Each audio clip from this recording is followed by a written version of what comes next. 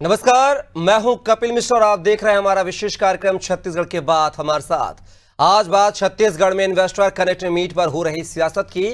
छत्तीसगढ़ के मुख्यमंत्री विष्णुदेव साय ने बेंगलुरु में इन्वेस्टर्स कनेक्ट मीट में देश के शीर्ष उद्योगपतियों और बिजनेस लीडर से निवेश की संभावना पर चर्चा की है। इस दौरान बड़ी टेक कंपनियों ने छत्तीसगढ़ में निवेश करने में रुचि दिखाई है। Engineering, textile, electronics, IT, ITS, खाद्य प्रसंस्करण और ग्रीन फ्यूल जैसे क्षेत्रों में बड़ी कंपनियों ने 3700 करोड़ रुपए के निवेश प्रस्ताव भी सौंपे हैं। राज्य सरकार ने आईटी और इलेक्ट्रॉनिक्स सेक्टर में निवेश को बढ़ावा देने के उद्देश्य से Nasscom, India electronics and semiconductor association और द इंडस एंटरप्रेन्योर्स बेंगलुरु के साथ एमओयू साइन किया है। सीएम साय ने राज्य में निवेशकों से कहा है कि छत्तीसगढ़ निवेश और उद्योगों के लिए देश के सबसे उभरते हुए राज्यों में से एक है। देश के सबसे समृद्ध खनिज संसाधन, सेंट्रल इंडिया की शानदार लोकेशन और कनेक्टिविटी के साथ ही छत्तीसगढ़ में भरपूर बिजली, पानी, मानव संसाधन है। सीएम ने कहा है कि हमने अब निवेश के लिए कागजी झंझट खत्म कर दिया है। अब बस एक क्लिक पर एनओसी मिलेगी, फैसला भी डिजिटल तरीके से होगा। सीएम ने निवेशकों को बताया है कि नई औद्योगिक नीति से निवेश प्रक्रिया को आसान और पारदर्शी बनाया गया है।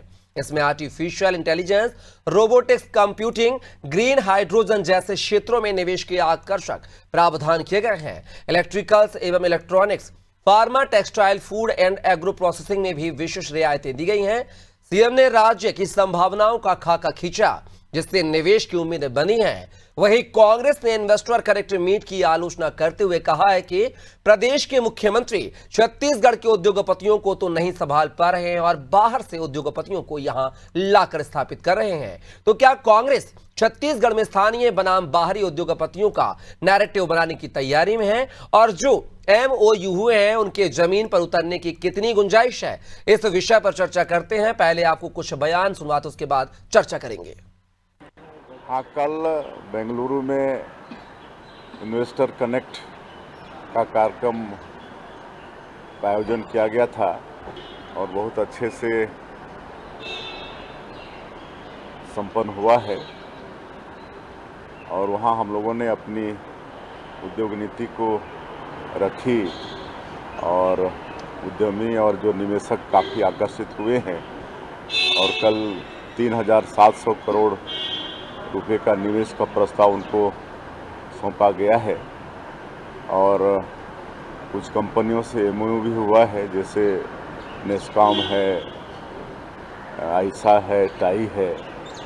और ये लोग इंजीनियरिंग और आईटी के क्षेत्र में यहाँ पर उद्योग डालेंगे। इस तरह से बहुत अच्छा हमारा ये इन्वेस्टर कनेक्ट का कार्यक्रम रहा है। और इसके पहले भी हम लोग दिल्ली और मुंबई में कर चुके हैं, उसमें भी काफ़ी अच्छा रुझान आया है। अभी तक नई उद्योग नीति लॉन्च करने के बाद करीब 4,40,000 करोड़ के प्रस्ताव हम लोगों को मिल चुके हैं निवेश के। तो ये हमारे नई उद्योग नीति का ही असर है। 3,700 करोड़ रुपए के जो निवेश के प्रस्ताव दिए हैं, उसमें ग्रीन एनर्जी और फूड प्रोसेसिंग, इस तरह के प्रस्ताव। ये सिर्फ कागजों में एमओयू चल रही है। प्रदेश के किसी कोने में भी आप जाके देखेंगे, बस्तर से सरगुजा तक, कहीं पे भी कोई बाहर से उद्योगपति आकर छत्तीसगढ़ में अभी तक कोई इन्वेस्टमेंट किया नहीं है। 1 रुपए का भी इन्वेस्टमेंट हुआ है तो बता दे सरकार। बल्कि मैं समझता हूं कि छत्तीसगढ़ की जनता की गाड़ी कमाई का पैसा प्रदेश के मुख्यमंत्री अन्य प्रदेशों में जाकर पिकनिक बनाने का काम कर रहे हैं। यहाँ के उद्योगपतियों को नहीं संभाल पा रहे हैं, यहाँ के उद्योगपतियों को प्रोत्साहन नहीं दे पा रहे, सब्सिडी नहीं दे पा रहे, और बाहर से उद्योगपतियों को यहाँ पर लाके स्थापित करने का बाद, मैं समझता हूँ इन्वेस्ट करने का बाद, ये पूरी तरह से कोरी कल्पना है। तो देख सकते हैं पूरे इन्वेस्टर कनेक्ट को लेकर जो है सियासत चरम पर है, जहां पर सत्ता पक्ष सरकार जो है इसको छत्तीसगढ़ के विकास की जो है एक गति देने की कोशिश कर रही है, तो वहीं विपक्ष जो है इस पर सवालिया निशान खड़े कर रहा है और तमाम आरोप लगा रहा है। इस पूरे मुद्दे पर विस्तार से चर्चा करेंगे। हमारे साथ एक विशेष पैनल जुड़ गया है, चलिए परिचय करवा देता हूं। इस मुद्दे पर चर्चा के लिए हमारे साथ जुड़ गए हैं बीजेपी प्रवक्ता डॉक्टर गंधर्व पांडे जी, साथ ही कांग्रेस प्रवक्ता अनिल चौहान जी और वरिष्ठ पत्रकार नागेंद्र वर्मा जी, साथ ही सॉफ्टवेयर आर्किटेक्चर जो है अथर्व पांडे जी हमारे साथ जुड़े हैं। चारों मेहमानों का बहुत स्वागत है हमारे इस चर्चा में। और पहला सवाल जो मेरा है गंधर्व पांडे जी आप ही से है। जिस तरीके के इन्वेस्टर कनेक्ट की जो संरचना तैयार की गई है छत्तीसगढ़ के विकास को लेकर, जो एमओयू मिले हैं आपको 3700 करोड़ के एमओयू की बात की जा रही है, लेकिन विपक्ष को यह रास नहीं आ रहा। वो कह रहा है कि जो एमओयू साइन हुए हैं वो धरातल पर नहीं उतरेंगे, सिर्फ कागजी पन्नों पर ही दिखते हुए नजर आएंगे। कितनी सच्चाई है विपक्ष के बयानों में? देखिए, मैं आपको बताना चाहूंगा कि छत्तीसगढ़ में जब भी भारतीय जनता पार्टी की सरकार रही है तो भारतीय जनता पार्टी का विजन हमेशा विकास की ओर रहा है। और जिस हिसाब से हम देख रहे हैं इस आधुनिक युग में विकास की गंगा डिजिटल इंफ्रास्ट्रक्चर के माध्यम से बह रही है, उसके साथ ही साथ विभिन्न प्रकार की जो कंपनियां हैं उनके माध्यमों से बह रही है। अभी आदरणीय दीपक बैज जी कह रहे थे कि यहाँ पर लोकल टैलेंट को क्यों नहीं बोला जा रहा, लोकल इन्वेस्टर्स को क्यों नहीं पूछा जा रहा। तो सभी को अपॉर्चुनिटी खुली है, जो इन्वेस्ट करना चाहे वो कर सकता है, उनके संज्ञान के लिए बताना चाहूंगा। और साथ ही साथ ये भी बताना चाहूंगा कि वो भूपेश बघेल जी का ही कार्यकाल था जो ये चीज 2014 में चालू हुई थी। 2020 के समय उन 12 इन्वेस्टर्स जो उस समय छत्तीसगढ़ में नया रायपुर को 498 एकड़ भूमि पर अपना जो आईटी हब बनाने का प्रोजेक्ट वो लोग लाए थे, वो 12 में से 7 इन्वेस्टर्स ने अपना हाथ खींच लिया था, जिसमें से आपको पता हो कि वहां पर बेसिक इंफ्रास्ट्रक्चर ये लोग नहीं दे पाए। जो राज्य हमारा छत्तीसगढ़ राज्य सरप्लस बिजली प्रोवाइड करता है उसको 70 किलोवाट का ये लोग वहां पर बिजली कनेक्शन नहीं दे पाए, बेसिक इंफ्रास्ट्रक्चर नहीं थे, कनेक्टिविटी इश्यूज थे। तो उन सारी चीजों को दूर करते हुए अभी नई उद्योग नीति के तहत 2024 से इस प्रोजेक्ट को वापस रिवाइव करने का काम अगर कोई कर रहा है तो भारतीय जनता पार्टी कर रही है। विभिन्न इन्वेस्टर समिटों में अलग अलग इन्वेस्टर्स, ये 3700 करोड़ की जो बात हो रही है उसमें मैं बताना चाहूंगा इस साल के बजट में हमने 60 करोड़ इंडस्ट्रियल एरिया के लिए बजट रखा, 50 करोड़ एग्रीकल्चर के और फूड प्रोसेसिंग यूनिट के लिए जो जगह चाहिए उसके लिए बजट रखा। इसमें Britannia company, Kaynes energy, Kaynes technology, क्राइटेक टेक्नोलॉजी, एनर्जी, कोलदास एक्सपोर्ट्स, इलेक्ट्रॉनिक्स की कंपनियां, टेक्सटाइल की कंपनियां, ये सभी आई। फिर जीपीएसआर जो कंप्रेस्ड बायोगैस बनाती है उसने 1350 करोड़ के निवेश के लिए भी बात कही, क्लेने पार्क्स टेक्सटाइल। तो ये सारी चीजें हम छत्तीसगढ़ के विकास के लिए कर रहे हैं कि यहाँ का जो युवा है, यहाँ के जो टैलेंट पूल है, क्योंकि आप देखेंगे छत्तीसगढ़ में इतनी सारी यूनिवर्सिटीज हैं, ट्रिपल आईटी है, हमारे पास पर्याप्त पूल है, उसका उपयोग करें और जो भूमि जो विजन रखा है। लेकिन छत्तीसगढ़ के इन्वेस्टर्स के लिए क्या किया आपने गंधर्व जी, जरा वो बता दीजिए। विपक्ष के आरोप है कि आप लोकल टैलेंट को जो है दरकिनार कर रहे हैं और बाहर के निवेशकों को, बाहर के लोगों को ला रहे हैं। छत्तीसगढ़ में उद्योग की कोई कमी नहीं है, स्थापित करिए, उनका कहना यह है। देखिए, छत्तीसगढ़ के जो इन्वेस्टर्स हैं और जो भी इस चीज में इन्वेस्ट करना चाहते हैं, निश्चित तौर पे सभी प्रकार के मार्ग उनके लिए भी खुले हैं। उन्हीं के राज में नई उद्योग नीति लागू हुई है। ऐसा तो कहीं नहीं लिखा है कि छत्तीसगढ़ के जो इन्वेस्टर्स रहेंगे उस उद्योग नीति में उनको कोई श्रेय नहीं मिलेगा, उनका कोई हिस्सा नहीं होगा। जो भी उसमें काम करना चाहते हैं आगे बढ़ चढ़ करके काम कर सकते हैं। और निश्चित तौर पे आने वाले समय में आप देखेंगे कि हमारे जो लोकल यहाँ पर बहुत सारी कंपनियां पहले से भी काम कर रही है, मैं वो लिस्ट मंगवाया हूं, मैं थोड़ी देर में आपको उसकी भी जानकारी दे दूंगा। वो सभी कंपनियां भी आगे ग्रोथ की पोटेंशियल रखती हैं। पर आने वाले समय में, और ये भी चीज बताना चाहूंगा, जब ये 2020 में 7 कंपनियां जो वापस गई तो उन्होंने ये भी आरोप लगाया कि उस समय जो तत्कालीन सरकार थी उसके अंडर जो गवर्नमेंट का आईटी वाला चीज आता है चिप्स में, वो चिप्स ऐसी व्यवस्था तैयार करता था कि यहाँ की जो लोकल कंपनियां हैं, जो स्टार्टअप कंपनियां हैं, मेक इन इंडिया के तहत जो कंपनियां चालू हुई है, उनको कोई भी काम मिल ही नहीं रहे थे। चलिए जवाब लेते हैं गंधर्व जी, समय का अभाव है, जवाब लेते हैं। अनिल चौहान जी, आप पर आपने आरोप खड़े किए हैं इन्वेस्टर कनेक्ट को लेकर, लेकिन सवाल अब आप पे ही खड़े हो गए हैं कि 2000 जो कंपनियां 2020 तक थीं वो जिन्होंने पैर पसार लिए, पीछे खींच लिए, जो इन्वेस्ट करने वाली थी छत्तीसगढ़ में, उद्योग लगाने वाली थी, उन्होंने पीछे पैर खींच दिए। आपकी जो सरकार की योजनाएं थी, वो तरीके थी, जो उनको सुविधाएं चाहिए थी वो आप मुहैया नहीं करा पाए। आप खुद तो कुछ कर नहीं पाए और अगर कोई दूसरा कर रहा है तो उस पर टांग खींच रहा है, पेट में दर्द हो रहा है। भैया दिक्कत क्या है चौहान साहब? कपिल जी, आपको, सभी साथी पैनलिस्टों को और अनादि टीवी के विद्वान दर्शकों को मेरा नमस्कार। देखिए, सबसे पहली बात यह है कि केंद्र सरकार के लाखों रोड़े के बाद 2020-21 की कोविड जैसी महामारी के बाद भी जिस तरह से इन्वेस्टर छत्तीसगढ़ में आए कांग्रेस की सरकार में और जिस तरह पैसा लगाए, आज आप देख लीजिए लगभग 1.5 वर्ष होने को है कपिल जी, एक सिंगल रुपया छत्तीसगढ़ में नहीं आया। कागजों की बात गंधर्व पांडे जी या विष्णुदेव साय जी कुछ भी करते रहे कि हम बोल दें वो कि हम 4,700 करोड़ का नहीं 4 लाख करोड़ का इन्वेस्ट करने वाली हैं कंपनियां, हम एमओयू साइन करने वाले हैं, हम ऐसा करने वाले हैं। ये करने वाले हैं और करके दिखाने में बड़ा फर्क है कपिल जी। दूसरी बात आप देखिएगा, स्थानीय उद्योगों की हालत इतनी पतली है कि इन्होंने 15 महीने में 3 बार बिजली के दाम बढ़ा दिए। लगातार आप देखिए, चाहे आयरन इंडस्ट्री हो चाहे सीमेंट इंडस्ट्री हो, इन्होंने मनमाना रेट बढ़ाया। इनका कहना है साहब सरकार की वजह से लागत हमारी बढ़ रही है।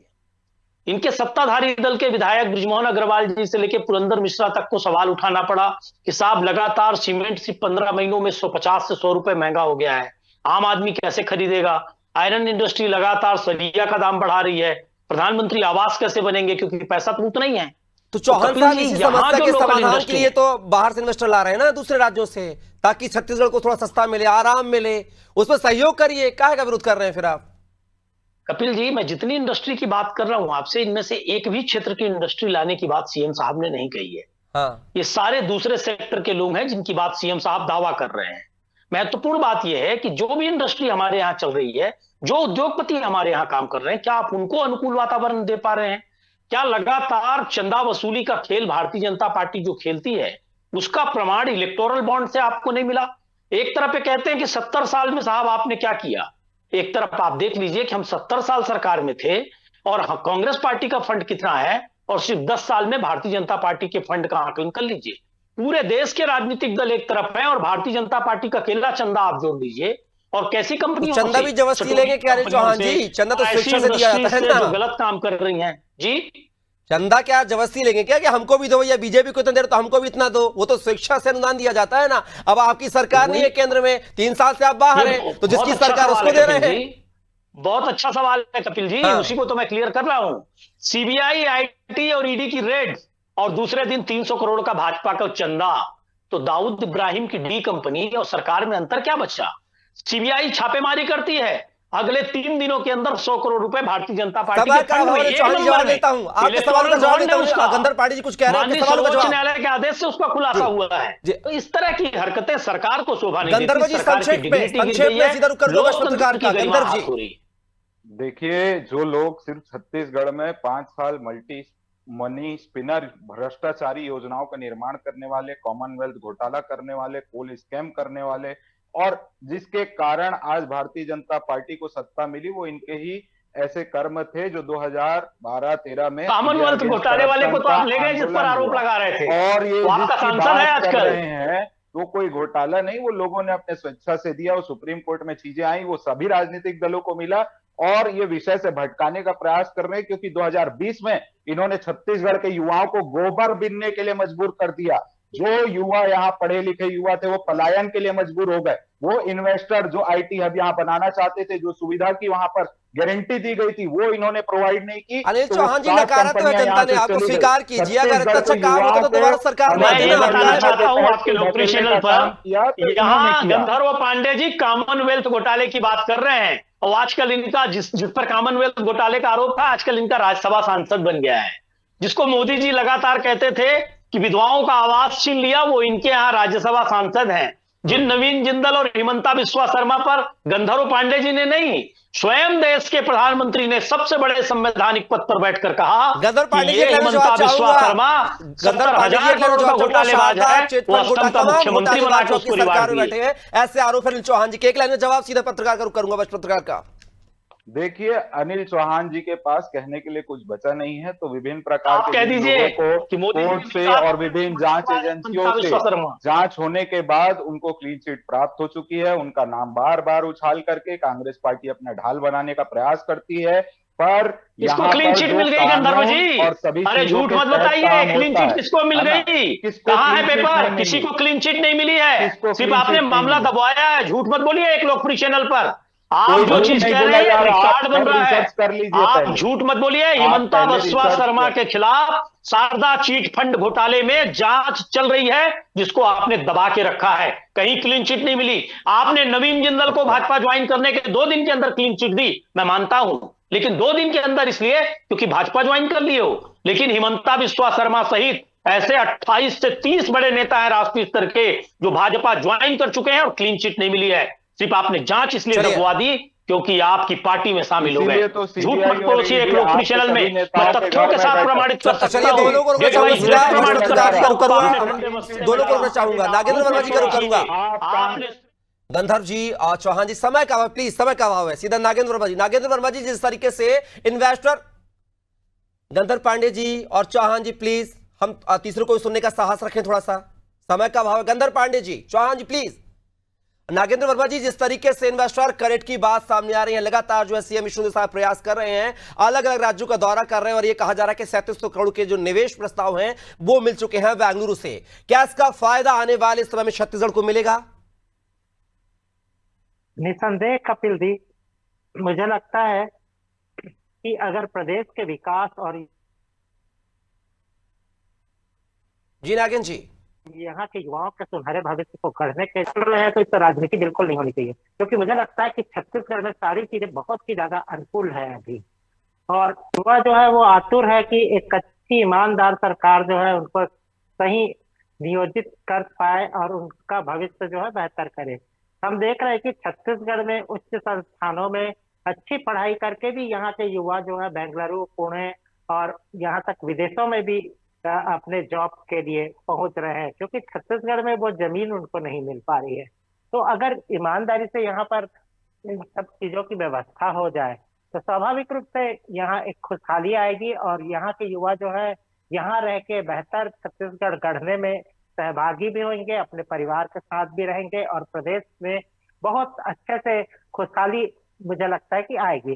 दूसरी तरफ हम जब कहते हैं कि यहाँ के किसानों की उपज को सही ढंग से उस व्यवस्था मिले और उसके लिए अगर हम बेहतर चीजें उपलब्ध कराएं, यहाँ पर उनके उपज को बेहतर तरीके से संरक्षित करने का प्रयास किया जाए, क्योंकि हम देख पा रहे थे कि सरगुजा में पहले भी प्रयास हुए थे रमन सिंह की सरकार के समय में कि टमाटर का केचप बनाने का कारोबार शुरू करवाया जाए, लेकिन जब उसकी तकनीकी पड़ताल की गई तो पता चला कि उन कंपनियों ने इसलिए पीछे हाथ हटा लिया क्योंकि जो टमाटर यहाँ पर उत्पादित हो रहे थे वो खट्टे थे, वो उस तरीके के नहीं थे जो हाइब्रिड उनको चाहिए था। तो बेहतर इससे सीख ये मिलनी चाहिए थी कि हमको टमाटर के उचित उपज की व्यवस्था करनी चाहिए थी, क्योंकि सभी चीजें अनुकूल थी और वो सारे उद्योग यहाँ लग पाते जो टमाटर के सॉसेस बनाते और यहाँ के लोग खुशहाल होते।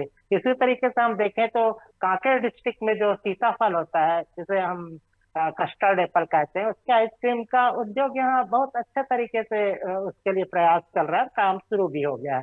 तो संभावनाओं को तलाश करना होगा। कपिल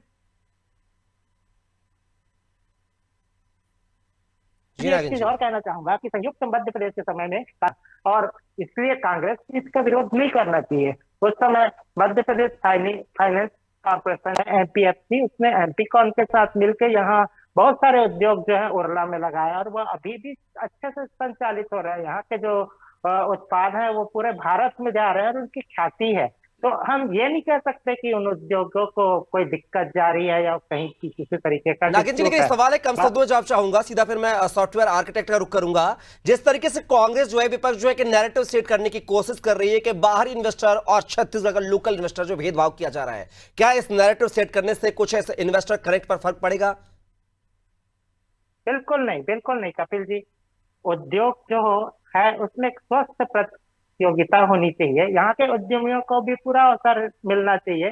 क्यों नहीं करेंगे? कोई होता यह है कि बाहर के उद्योगपति इसलिए बेहतर तरीके से पैर जमाने की इस क्षेत्र में कोशिश करते हैं क्योंकि उनके उपक्रम उन क्षेत्रों में पहले से संचालित है और वो एक तरीके से एक ब्रांच लगाने की कोशिश करते हैं और उनको यहाँ पर बेहतर वातावरण मिलता है, मानव संसाधन मिलता है, यहाँ तमाम वो चीजें मिलती हैं सस्ते दरों पे, तो स्वाभाविक रूप से वो यहाँ आना चाहते हैं। लेकिन अगर कोई उद्यमी यहीं शुरू कर रहा है तो उसके सामने तमाम जटिलताएं रहती है, उसके पास एक्सपीरियंस नहीं होता और उसको मार्केट भी, मैं सही कहूँ तो, उतना बेहतर तरीके से नहीं मिलता। अगर वो अपने दम पे यहाँ उद्योग लगाना भी चाह रहा है, सरकार पूरी सहायता भी कर रही है, तब भी उसको किसी न किसी बाहर की कंपनी से कोलैबोरेट करना ही पड़ेगा, तब वो जाके अपने उद्योग को बेहतर ढंग से संचालित करेगा। और इसी में कई बार विफलता होती है और इसके चलते हतोत्साहित हो जाते हैं उद्यमी। जी जी सीधा अथर्व पांडे जी का रुख करूंगा, सॉफ्टवेयर आर्किटेक्ट हैं। अथर्व जी, जिस तरीके के नए प्रयास किए जा रहे हैं बीजेपी सरकार की तरफ से, विष्णुदेव साय की तरफ से, जो कि मुख्यमंत्री हैं, अलग अलग राज्यों में जाते हैं, निवेशकों को जो ढूंढते हैं, उनको प्रस्ताव देते हैं छत्तीसगढ़ में आने के लिए, लेकिन ये निवेश जो आईटी हब के रूप में लाए जा रहे हैं, आईटी के क्षेत्र में देखे जा रहे हैं, इस निवेश प्रस्ताव से क्या रायपुर को फायदा मिलेगा? नवा रायपुर को आईटी हब बनाने की बार बार बात कही जा रही थी, कोशिश की जा रही थी, लेकिन अभी वो जो सपना है पूरा होते हुए नहीं दिख रहा है। लेकिन इस इन्वेस्टर करेक्ट से क्या वो सपना पूरा हो पाएगा? जी बिल्कुल हो पाएगा। अगर ये एक्चुअल इम्प्लीमेंटेशन इसका यहाँ पे रायपुर में किया जाए तो बिल्कुल इसका फायदा होगा। बट प्रॉब्लम बस यही होती है कि पिछले 10-12 साल से, जब से न्यू रायपुर की स्थापना हुई है, तब से यही बात की जा रही है कि यहाँ पे आईटी हब बनाया जाएगा और प्रोजेक्ट लाए जाएंगे। बट इसके पहले भी ये एमओयूज फेल हो चुके हैं। तो देखना ये हुआ कि एक्चुअली ये फाइनलाइज हों, क्योंकि जब ये फाइनलाइज होंगे और जब एक्चुअल डेवलपमेंट यहाँ पे चालू होगा, उसके बाद ही इसका फायदा देखा जा पाएगा। उसके अलावा भी बहुत प्रॉब्लम्स हैं। सो फॉर एग्जांपल, जो छोटे स्मॉल स्केल इंडस्ट्रियल्स हैं, जो माइक्रो बिजनेस हैं या स्मॉल स्टार्टअप्स हैं, हालांकि छत्तीसगढ़ ने बहुत अच्छा काम किया है कि छत्तीसगढ़ इंक्यूबेशन सेंटर बनाए हैं, वहां पे काफी प्रोत्साहित किया जा रहा है नए नए बिजनेसेस को। बट उनको स्केल करने के लिए उतनी सुविधा प्राप्त ही नहीं होती। जैसे सर बोल रहे थे, नागेंद्र सर, कि किसी ना किसी कंपनी से आपको कोलैबोरेट करना पड़ेगा जो यहाँ इन हाउस भी चालू करते हैं अपने बिजनेस को। ये पार्शली गलत है। प्रॉब्लम यहाँ पे बड़ा ये आता है कि आपको जब जब लोकल बिजनेस कोई भी चालू करता है तो उसको पैन इंडिया स्केल करने के लिए एक गवर्नमेंट का कांस्टेंट सपोर्ट चाहिए। दूसरा, स्कीम्स के अवेयरनेस पता होने चाहिए। अभी सबसे बड़ा प्रॉब्लम ये आ जाता है कि बहुत सारे जो गवर्नमेंट के स्कीम्स होते हैं वो आधे से ज्यादा लोगों को अवेयर भी नहीं होते जो कॉलेज से पास आउट होते हैं। तो छत्तीसगढ़ की लिटरेसी रेट 70% है। कायदे से अगर यहाँ पे आईटी हब आए या ये इन्वेस्टमेंट जो 3700 करोड़ का इन्वेस्टमेंट अभी तय किया गया है, तो ऑब्वियसली छत्तीसगढ़ के टैलेंट का बहुत अच्छा यूज होगा। बट अब ये फ्रूट कैसे होता है और इसका इम्प्लीमेंटेशन कैसे होता है, सारी चीजें उस पर निर्भर करती हैं। अथर्व जी, लेकिन आईटी हब जैसे रायपुर बनता है, नया रायपुर बनता है, तो क्या इतना सक्षम हो पाएगा? छत्तीसगढ़ के पास इतने लोग हैं, एम्प्लॉइज हैं, इतने सॉफ्टवेयर डेवलपर हैं कि वो आईटी हब को संचालित कर सकेंगे, या फिर बाहर के लोग आकर वहां पर काम करेंगे छत्तीसगढ़ में? अगर मैं आपको बताऊं तो छत्तीसगढ़ के पास एक्चुअली ओवर सप्लाई है लोगों का, जो इस आईटी हब को पावर कर सकते हैं। तो लोग बहुत सारे हैं, बहुत सारे ग्रेजुएट्स हैं, जिसमें से 60% अभी जो कॉलेज से, इंजीनियरिंग कॉलेजेस से जो यहाँ पास आउट होते हैं, वो 60-50% बाहर दूसरे स्टेट्स में जाते हैं काम करने के लिए। रफली 30% तो अपना ऑक्यूपेशन चेंज कर देते हैं, क्योंकि because of lack of opportunity. और जो बचे 20% रहते हैं वो अंडरपेड जॉब्स में काम करते हैं, जो इंडस्ट्री स्टैंडर्ड से कम होता है। तो ऐसा नहीं है, सप्लाई बहुत है। इम्प्लीमेंटेशन, सारी चीजें इम्प्लीमेंटेशन पे आके रुक जाती हैं कि यहाँ अपॉर्चुनिटीज होनी चाहिए, इम्प्लीमेंटेशन होना चाहिए। चलिए अथर्व जी, देखना होगा कि जो है इस इन्वेस्टर करेंट से जो है कितना इंप्लीमेंटेशन आने वाले समय में होगा, देखना दिलचस्प होगा। फिलहाल के लिए हमारी चर्चा के हिस्सा बनने के लिए अथर्व पांडे जी आपका, नागेंद्र वर्मा जी आपका, साथ ही गंधर्व पांडे जी आपका, साथ ही अनिल चौहान जी आपका भी बहुत बहुत धन्यवाद, शुक्रिया। तो अब देखना होगा कि इन्वेस्टर करेंट से जो है कितनी छत्तीसगढ़ की दिशा और दशा बदलेगी। बार बार बस्तर के सरगुजा के विकास की बातें कही जा रही थी, क्या इस इन्वेस्टर करेंट से पिछली सरकारों का रिकॉर्ड तोड़कर क्या सीएम विष्णुदेव साय छत्तीसगढ़ की विकास की गाथा गढ़ पाएंगे या नहीं, यह देखना दिलचस्प होगा। फिलहाल के लिए इस चर्चा में बस इतना ही। आप बने रहिए अनादि टीवी के साथ। नमस्कार।